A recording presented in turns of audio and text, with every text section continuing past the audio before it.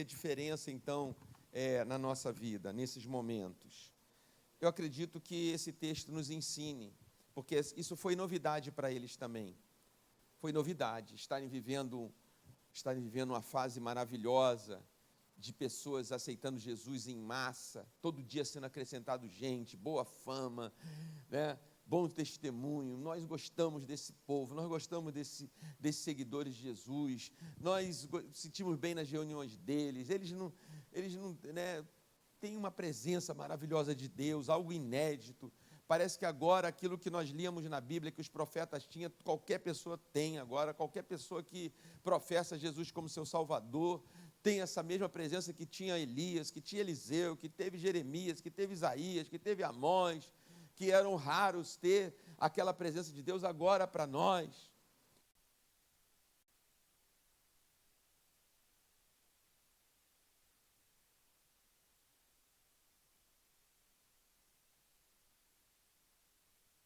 Quem é perfeito é Deus. A gente às vezes confunde, nossa, eu estou cheio de Deus, eu estou perfeito, logo eu estou perfeito. Não. E às vezes Deus permite exatamente para a gente aprender com a nossa imperfeição, a gente reconhecer a nossa imperfeição. Então aconteceu. O que foi o problema aqui? O problema aqui foi que a igreja tinha uma vida de amor, não deixava ninguém passar necessidade, não deixava ninguém passar, não ter alimento em casa. E as pessoas mais vulneráveis naquela sociedade, desse tempo, eram as viúvas e os órfãos, as crianças que não tinham pai. Porque as mulheres, não existia nem esse conceito de mercado de trabalho. Não existia nada disso, né? Então, quando uma mulher ficava viúva, ou solitária, assim, não casou, ela ficava extremamente vulnerável.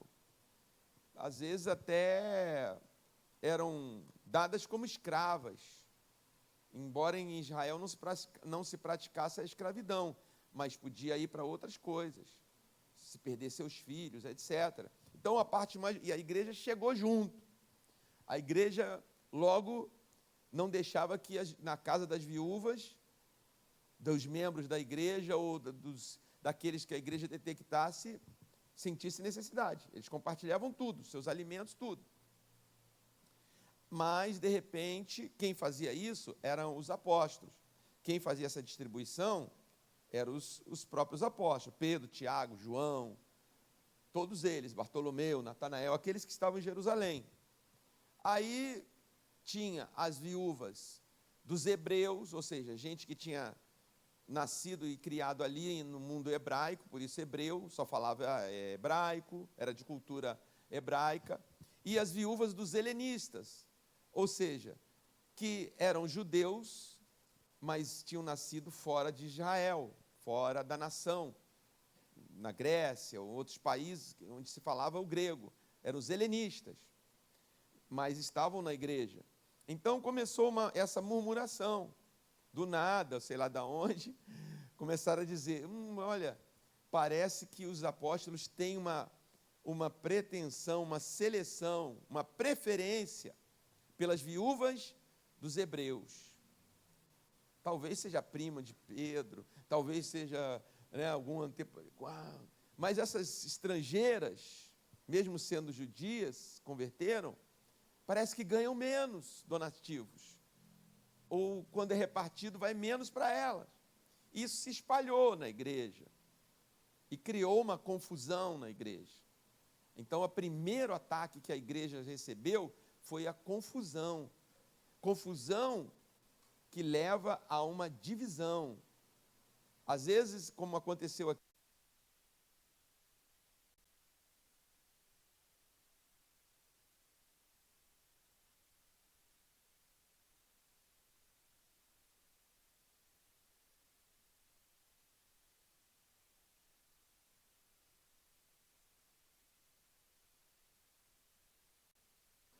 e é com isso que a gente quer aprender nessa noite.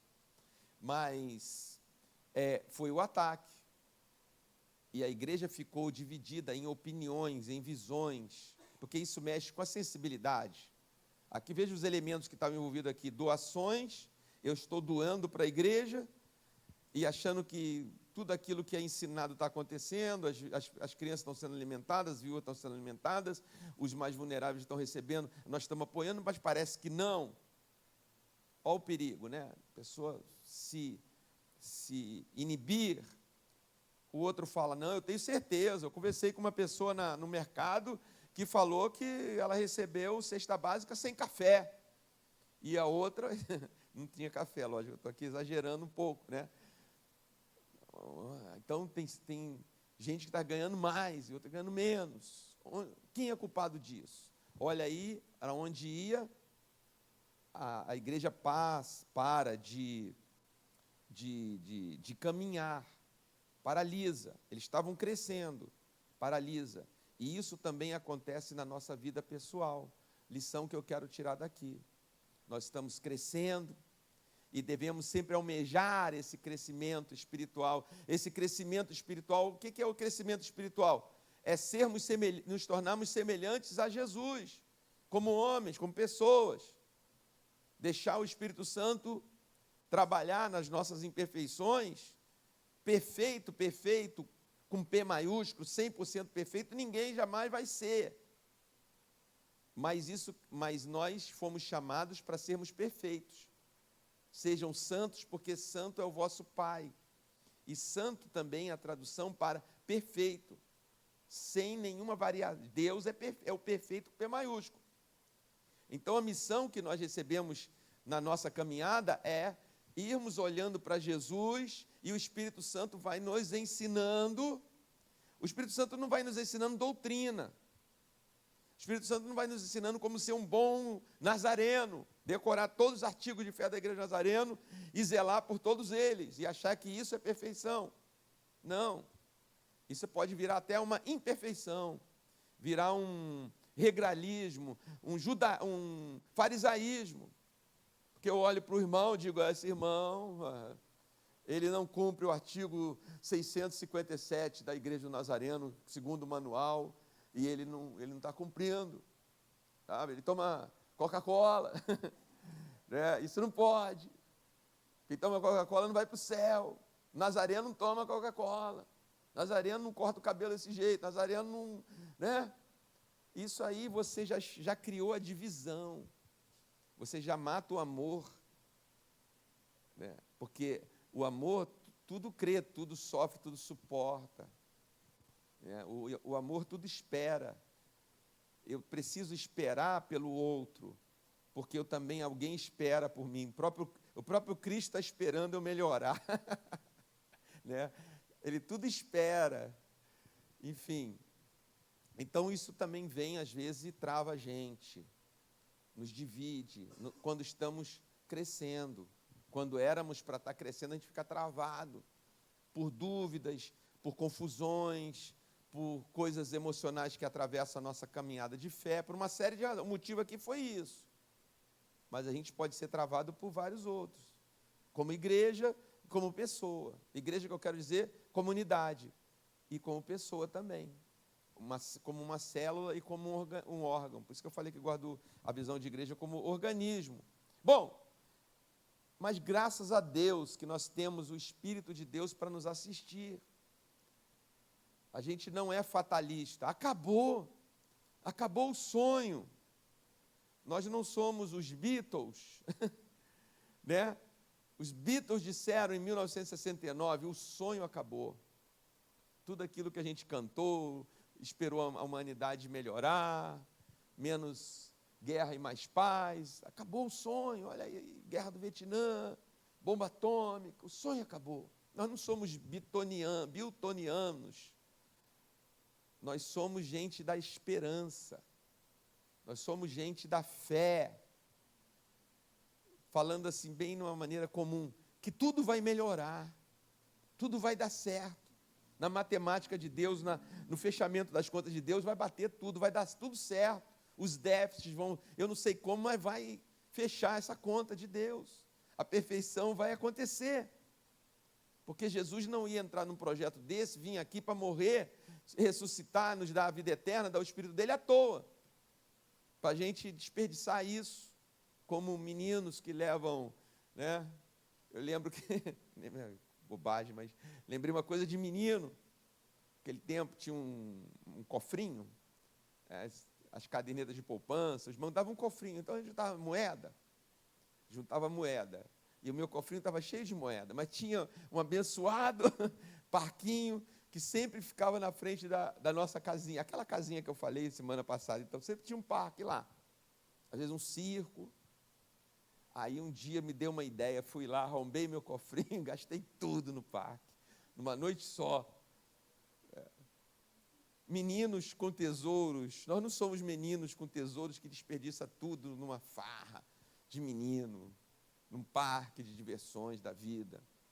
Jesus não ia confiar isso a meninos, ele confia nele mesmo, e ele sabe o trabalho que ele está fazendo em nós, e que vai dar certo, vai dar certo. Você está predestinado a dar certo, eu estou predestinado a dar certo. Mesmo com todas as minhas imperfeições, mesmo os problemas que eu sou jogado, ou eu me jogo, ou vem. Paulo, esse pessoal estava com má intenção? Não, ninguém aqui estava com má intenção.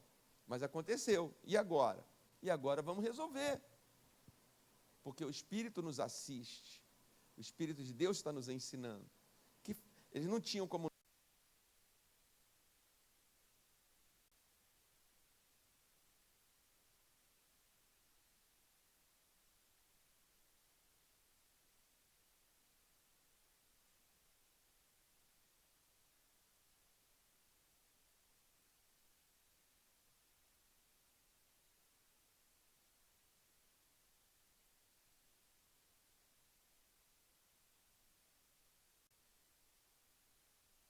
de feira, né?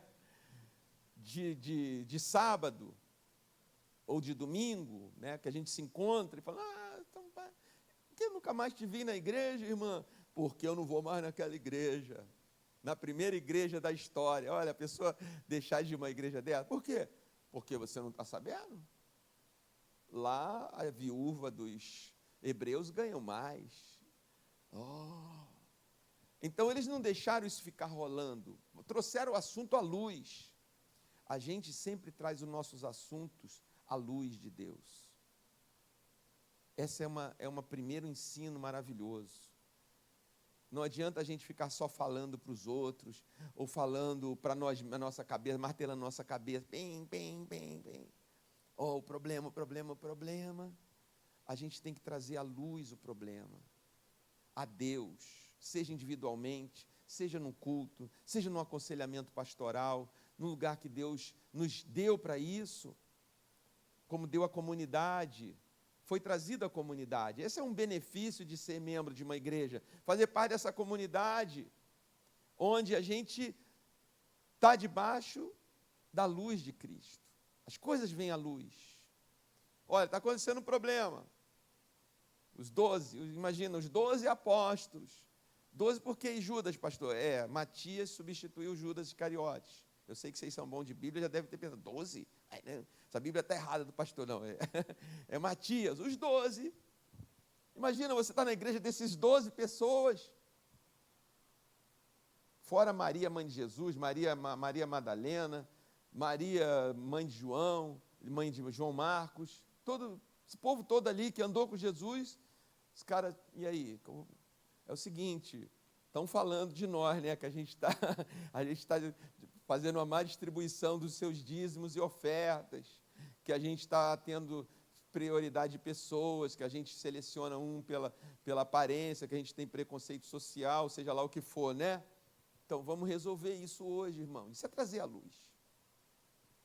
Isso é dar oportunidade que aquilo que andava nas trevas, entre aspas, venha à clareza. É a primeira forma da gente sair desses problemas. Agora, debaixo da luz, o Espírito de Deus vai trabalhar. Eu gosto muito de Gênesis quando diz assim, primeira coisa que Deus fez da criação em Gênesis, o que foi que Deus fez aqui nesse planeta? A terra era sem forma e vazia, e o Espírito de Deus se movia sobre a face do abismo. Qual foi a primeira frase que Jesus falou? Que Deus falou? Haja luz. E na minha imaginação de adolescentes, eu vejo Deus chegando, bom, vamos ter muito trabalho aqui. puxa cria uma oficina, né? Não trabalha no escuro, nem Deus não trabalha no escuro. Acendeu a luz, agora vamos trabalhar. Tem muita coisa para criar. Mas a primeira coisa foi a luz. Toda outra criação veio depois disso. Leia lá no texto a sequência. Não tá a ordem das coisas, não está à toa ali. Bom, e agora? Agora o Espírito vai trabalhar. Agora o Espírito de Deus vai te dar solução para o seu problema. Vai dar solução para o problema da igreja, para o nosso corpo, para a nossa vida espiritual. Qual a solução aqui? Aí eles disseram, os 12, não é razoável que nós abandonemos a palavra de Deus para servir às mesas. Eles reconheceram que eles tinham se equivocado também. Eles reconheceram que isso não é serviço nosso. A gente ficou exposto a essas interpretações porque foi fazer o que Jesus nunca mandou a gente fazer. Jesus não mandou a gente ficar indo no mercado comprar arroz, comprar trigo, comprar cevada, né, com o dinheiro dos dízimos e sair distribuindo. Jesus disse que a gente fosse e pregasse o Evangelho, batizasse em nome do Pai, do Filho e do Espírito Santo, que ensinasse todas as coisas. Mandou que a gente orasse, os seus chamados pastores, e a gente está fazendo uma coisa que não... Mas não tem quem faça. Aí está aí a solução. Não tem quem faça, então Deus pode levantar quem pode fazer. A solução veio do próprio problema.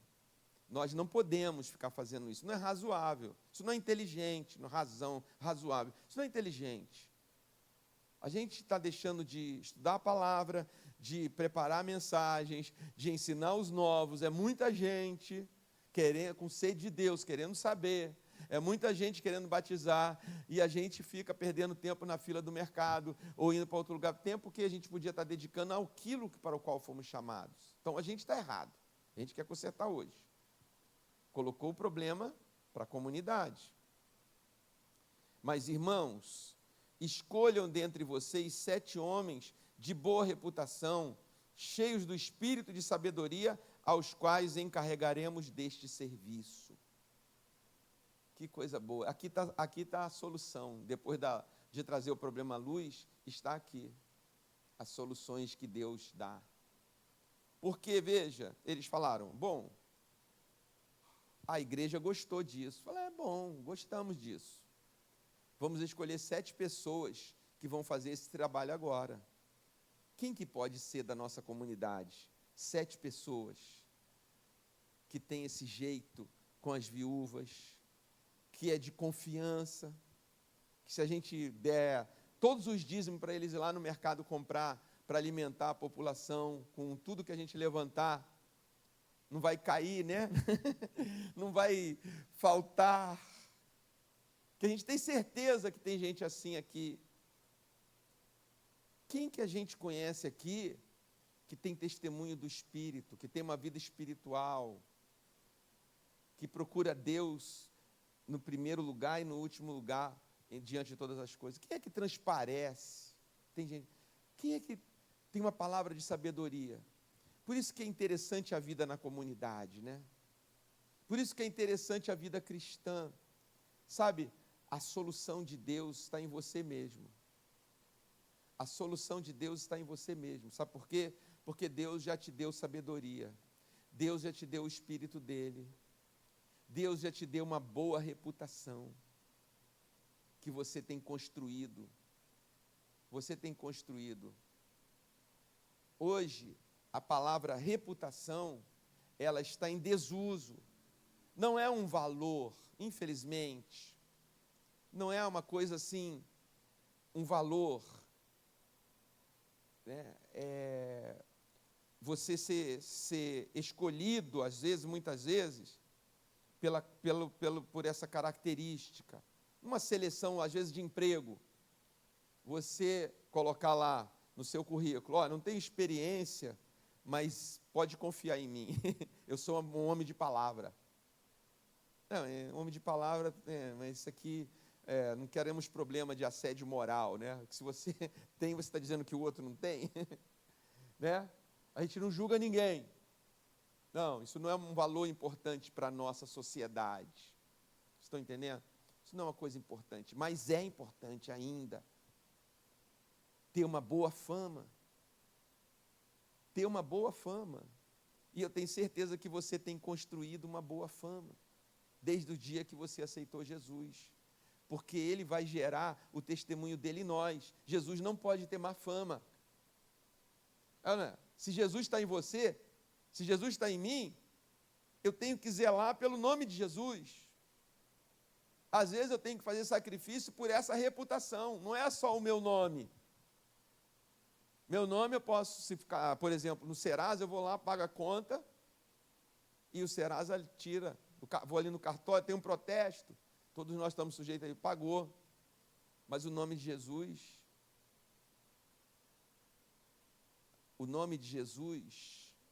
está acima de todo nome, é o nome sobre todo nome. E as pessoas analisam Jesus pela nossa reputação. Porque eles dizem, Jesus é Jesus, mas você que diz que é dele, não. Não é assim que somos julgados? O tempo todo. O mundo não quer moral, mas quer uma moral altamente não sei o quê, porque diz Jesus tal. Então a gente tem o nome de Jesus para zelar. O nome de Jesus está em nós. Você se tornou o quê? Cristão. Você não se tornou nazareno. Você se tornou cristão. O nome de Jesus está em você. Então você já tem uma boa fama. Você já tem uma boa fama. Às vezes, a gente não sabe que tem. Mas a gente tem. E por isso que é importante a comunidade, a nossa família, os nossos amigos. Eu sempre me recordo, os meus trabalhos seculares, digo assim, trabalho secular, só para entender, porque eu tenho trabalho como pastor. Então, os meus trabalhos seculares foram lugares de aprendizado para mim. Imagina, Rio de Janeiro, meu querido e amado Rio de Janeiro, quase 40, 30 e tantos anos atrás, na década de 80, pleno carnaval, como nós estamos fazendo aqui, trabalhando em hotel, no coração da alma do negócio ali, na zona sul do Rio. Você trabalhar 10, 15 dias dentro de um hotel, essa é a alta temporada, começa em setembro e vai até o fim do carnaval. Então, o turismo, hotelaria, tudo isso. E tudo isso deixa as pessoas eufóricas, mais eufóricas, e as coisas carnais vêm à tona.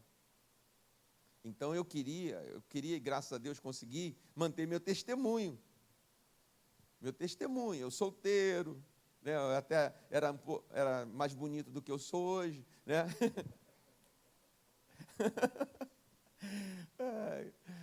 Então e tal. Aí ficava aquele assédio dos meus colegas, aquela zoeira, como se diz, né? E aí, você vai para a sua igreja hoje, né? Domingo, trabalhava domingo. Coisas que aconteciam ali que você via e ouvia, né? Que coisa de... Às vezes a gente acha que novela, eu não vejo novela, mas fala, isso é um exagero. Mas meio que se imagina. Se na novela expressa, imagina ali. E você? Duvidar da minha sexualidade, por exemplo. Você não pega ninguém? Olha, estão dizendo que você... Né, como é que é? Então vamos... a gente paga para você, vamos levar o Ramon, isso e aquilo. E aguentando aquilo. Assédio de mulher. E você, não, eu sou de Jesus. Vou para a minha igreja em Nilópolis. Saí de Copacabana e para Nilópolis. Naquele dia eu nunca esqueço, eu passei um Réveillon de 1988, sozinho na sala, naquela época eu trabalhava num setor que eu ficava atendendo os telefones para os hóspedes dentro de uma sala. Foi aquele Réveillon do Batomush, que houve aquele acidente fatal e morreram um monte de gente. Quando eu saí do hotel, que era no posto 6, em frente ali, aquela multidão, milhões de pessoas, né? E eu indo para o ponto do ônibus para ir para a minha Nilópolis, né? aquele multidão de pessoas, de todo tipo que vocês possam imaginar fazendo, né, ali. Então tinha, mas irmãos, você está criando uma reputação, você está criando uma relação com Jesus, socialmente falando. O que eu posso dizer, para encerrar esse assunto, é que quase todos esses colegas que zoavam comigo foram uma vez ou outra à igreja comigo. Porque quando eles estavam com depressão, quem que eles confiavam de conversar? Levei um para a igreja, que era um dos que mais zoavam comigo. Me lembro dele no altar, chorando igual um menino. Depois do culto, falei, pastor, esse aqui é meu amigo, trabalha comigo. Era um português e estava passando um problema muito sério na casa dele, no casamento dele. E o mundo dele desabou. Ele nunca mais foi o mesmo também depois disso. Mas por quê? Saí lá da Zona Sul e até Nilópolis, numa igreja em Nilópolis, por causa do nome de Jesus, que você representa. Se eu tivesse alguma vez uma palavra, um olhar, uma piadinha de almoço, alguma coisa, eu perderia tudo isso. O preço é alto, mas também o resultado é alto também. Uma vida dessa. Né? Uma vida dessa, se ajoelhar no altar e fazer uma oração diante do Senhor Jesus, pedindo a Deus misericórdia, graça, na condição humana de fragilidade que todos têm. Então veja, nós temos isso, você tem essa sabedoria de Deus já, você tem o Espírito de Deus e você tem uma boa fama já. Você já tem. A pressão, o problema, faz com que você seja apontado nessa hora. Quem que nessa família aqui tem Deus? Quem que nessa família aqui tem sabedoria? Tem paz, tem uma palavra, tem uma solução, uma outra maneira de ver as coisas. Não se deixou levar pela conversa. Não, eu sou do time das helenistas. Não, eu sou do time dos hebraístas. Eu sou de Pedro. Não, peraí. Eu sou de Jesus. Eu sou de Jesus. Essas pessoas estão entre nós. Estamos com essas pessoas. Essas pessoas são formadas dentro da comunidade da fé. E quando precisa, o Senhor os levanta, como é você. E eu espero que seja você, no seu contexto, no seu trabalho, como eu citei o meu, na sua casa, na sua igreja aqui, onde você estiver, que você chama ele, chama ela, e vamos ouvir. E você fala, eu não tenho ideia nenhuma para esse problema, mas o Espírito de Deus vai dar a solução. Então eles levantaram as pessoas, estão os nomes deles ali. Elegeram Estevão, um homem cheio de fé e do Espírito Santo, Filipe, Prócoro, Nicanor, Timão, Pármenas e Nicolau. E apresentaram-no perante os apóstolos, e estes, orando, lhes impuseram a mão. Está vendo? Acabou nessa hora toda dissensão, toda dúvida. A partir de hoje, os apóstolos não têm mais envolvimento com isso, não tem mais motivo de falar sobre isso, que não tem assunto. Agora a gente mesmo elegeu as pessoas que a gente conhece, que a gente confia, que a gente sabe realmente, né, tudo isso da vida deles, e a igreja seguiu em paz. Qual foi o resultado final que está no versículo 7? E a igreja crescia. Como é que começa o capítulo 6, verso 1? A igreja estava crescendo. Paralisou o crescimento por causa disso. Seu crescimento espiritual não pode paralisar, embora paralise. Mas para isso tem a sabedoria, tem o Espírito de Deus em você, tem a boa fama de Jesus em você, para você continuar o seu crescimento. Eu não posso aceitar ficar paralisado no meu crescimento por causa de mim mesmo, por causa das minhas imperfeição dos outros, por causa do espírito de confusão do mundo, por causa dos ataques. Sempre vai haver ataques contra a comunidade da fé e quem está dentro dessa comunidade. Sempre. Tem ataque de pedrada e tem ataque de beijo. Entenderam? Então, veja, tudo é ataque. Satanás, quando tentou Jesus, atacou Jesus, ele criou alguma violência com Jesus? Tudo bem, você vai dizer, não, ele não podia. Sim, mas foi tudo somebody love. Ana, foi tudo quase que se ele pudesse, beijava a mão de Jesus. Meu amigo, Jesus. Ainda a proposta dele é até uma proposta de boa, de parceria, de vantagens.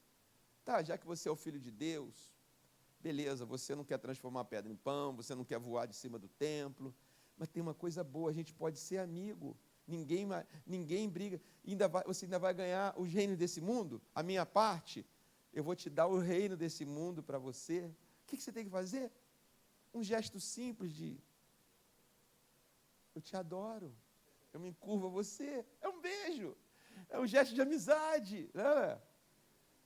Você que é durão, é ruim, que não aceita um amigo estendendo a mão para você. Você que é um cara ruim. Mas Jesus diz, não, só ao nosso Deus adorarás, está escrito. Jesus nunca usou ali naquele momento assim, porque eu sou. Não tentarás o Senhor teu Deus, está escrito. Nem só de pão verá o homem, está escrito. E está escrito, não tentarás o Senhor teu Deus. Porque ele também estava defendendo a reputação do Pai, da missão dele. É uma sucessão. É uma sucessão. Veja, então você e eu temos que almejar isso. Eu tenho que crescer. O crescimento tem que continuar. Aquele que começou a boa obra em mim é fiel para completá-la. O que está embaçando o meu crescimento? Se eu fosse contar, qualquer dia eu vou tirar uma série de pregações para falar dos meus dos meus testemunhos. Que a gente gosta de falar os testemunhos, as vitórias, né? Levou o irmão. Mas quantas vezes também tomei canelada e ficou doendo. Não dava nem para ajoelhar para adorar a Deus, porque estava doendo. E nem vou te dizer quem deu essa canelada. Né? Porque nem sempre, ou na maioria das vezes, esse problema estava acontecendo aonde? Estava acontecendo aonde? Na igreja, entre amigos, entre irmãos. É aí que dói.